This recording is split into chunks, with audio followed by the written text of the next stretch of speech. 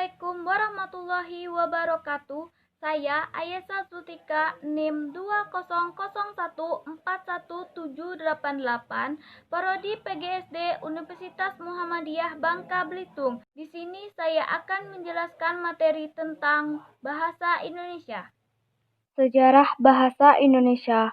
Bahasa Indonesia adalah bahasa resmi bangsa Indonesia. Bahasa Indonesia juga menjadi bahasa persatuan bangsa Indonesia. Bahasa Indonesia diresmikan sebagai bahasa nasional setelah proklamasi kemerdekaan Indonesia pada tanggal 8 Agustus 1945. Ketetapannya dituangkan dalam Undang-Undang Dasar 1945 Pasal 36 yang menyatakan bahwa bahasa negara ialah bahasa Indonesia. Bahasa Indonesia berasal dari bahasa Melayu. Bahasa ini tumbuh dan berkembang dari bahasa Melayu yang zaman dulu sudah dipakai sebagai bahasa perhubungan dan perdagangan. Tidak hanya Kepulauan Nusantara, tapi hampir di seluruh Asia Tenggara. Di Asia Tenggara, bahasa Melayu sudah dipakai sejak abad ke-7. Kedudukan dan fungsi bahasa Indonesia. Bahasa Indonesia diketahui mempunyai dua kedudukan, yaitu sebagai bahasa nasional dan bahasa negara.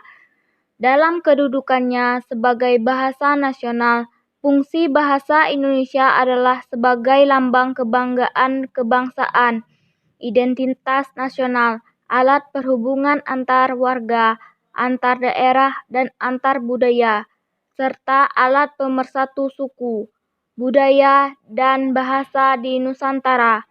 Sedangkan dalam kedudukannya sebagai bahasa negara, fungsi bahasa Indonesia adalah sebagai bahasa resmi kenegaraan, bahasa pengantar pendidikan, alat perhubungan tingkat nasional, dan alat pengembangan kebudayaan, ilmu pengetahuan, dan teknologi.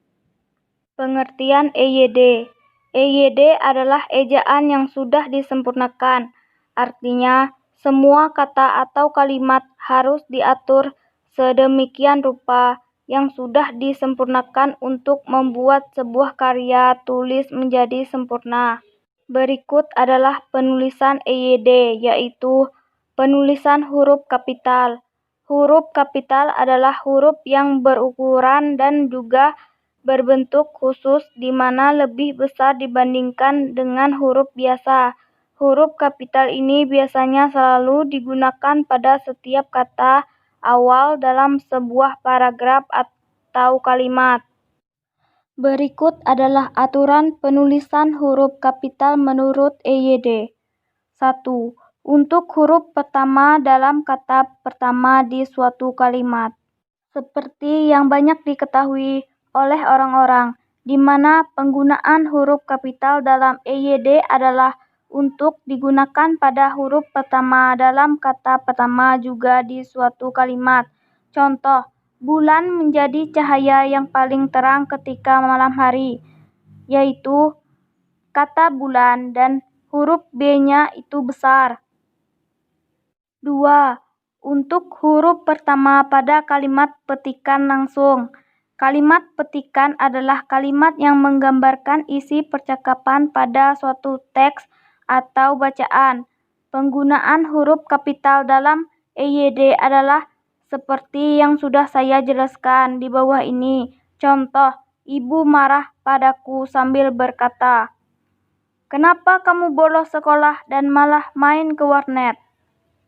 Untuk huruf pertama dalam ungkapan yang berhubungan Tuhan. Huruf kapital dalam EYD juga digunakan untuk kata yang berhubungan dengan Tuhan, kitab suci, atau sebagai kata ganti untuk menyebutkan Tuhan. Contoh, jangan berbuat dosa karena Allah Maha tahu apa yang kita lakukan. Dan di kata Allahnya itu huruf A-nya besar. Untuk huruf pertama dalam menyebutkan nama gelar kehormatan. Huruf kapital juga harus digunakan saat menyebutkan gelar. pangkat atau jabatan seseorang. Contoh, salah satu pahlawan yang berjasa untuk bangsa Indonesia adalah Pangeran Diponegoro. Untuk huruf pertama dalam menyebutkan gelar, jabatan, atau pangkat dari seseorang. Huruf kapital juga harus digunakan saat menyebutkan gelar, pangkat, atau jabatan seseorang. Namun hanya apabila nama orang tersebut digantikan dengan jabatan atau kedudukan orang tersebut yang mewakili suatu instansi ia berkedudukan. Contoh, kasus korupsi besar yang menghebohkan Indonesia tersebut juga menyeret nama Gubernur Jawa Barat. Rektor Institut Kesenian Indonesia Surakarta terpaksa akan digantikan oleh wakilnya sementara karena kondisi kesehatan yang belum pulih. Untuk singkatan nama seseorang, huruf kapital juga harus digunakan untuk singkatan dari nama seseorang. Agar lebih paham, berikut adalah contoh penggunaannya. Contoh, Presiden yang menjabat di Indonesia pada periode tahun 2009 sampai 2014 adalah SBY. Penulisan huruf miring. Huruf miring dalam EYD adalah huruf yang dicetak miring, di mana dalam terminologi tipografi huruf miring sering disebut dengan italik. Huruf italik atau huruf miring biasanya dipakai untuk memberikan penekanan dalam sebuah kata. Berikut adalah beberapa contoh penggunaan huruf miring dalam EYD untuk menuliskan nama buku atau suatu kalimat. Penggunaan huruf miring dalam EYD adalah yang pertama untuk menuliskan nama buku atau suatu kalimat. Jadi, jika kalian ingin menuliskan judul buku kalian harus menggunakan huruf miring agar lebih jelas. Contoh, cerita tentang hubungan yang harus pisah, Siti Nurbaya, merupakan novel karya Marah Rusli yang sangat melegenda. Untuk menegaskan huruf atau kata pada suatu kalimat, huruf miring juga harus digunakan pada suatu kalimat dengan tujuan untuk menegaskan atau menghususkan kata tersebut. Contoh, huruf B merupakan huruf kedua dalam alfabet, nama Latin atau nama ilmiah dalam suatu kalimat. Penggunaan huruf Latin dalam EYD adalah berikutnya untuk menuliskan nama Latin atau juga untuk menuliskan nama ilmiah. Karena setiap tumbuhan atau hewan pastinya memiliki nama ilmiah. Nah, huruf miring digunakan untuk menuliskan nama Latin tersebut.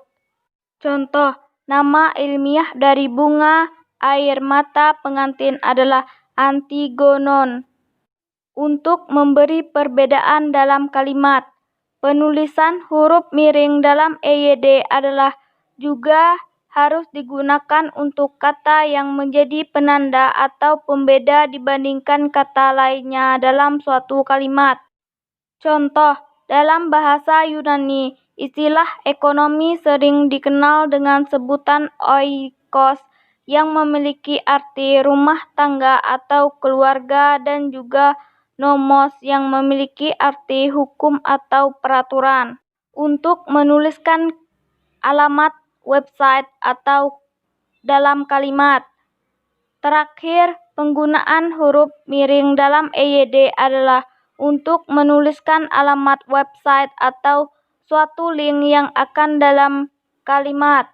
Agar kalian bisa lebih paham, berikut adalah contoh.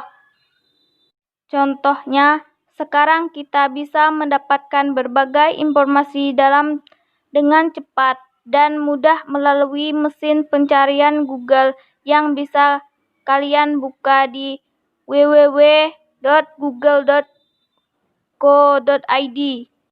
Penulisan bentuk ulang. Bentuk ulang adalah penulisan kata yang berulang. Bentuk ulang ini berbeda dengan kata ulang. di mana bentuk ulang diberikan untuk bentuk yang pasti mengalami perulangan, misalnya seperti laba-laba, sia-sia. Kata depan ke, di, dan dari. Dalam penulisan EYD adalah Anda harus memperhatikan kata depan ke, di, dan dari. Penulisan kata depan tersebut harus dipisah dari kata yang akan mengikutinya. Nah, hanya itulah yang dapat saya sampaikan. Kurang lebihnya saya mohon maaf. Saya akhiri. Wassalamualaikum warahmatullahi wabarakatuh.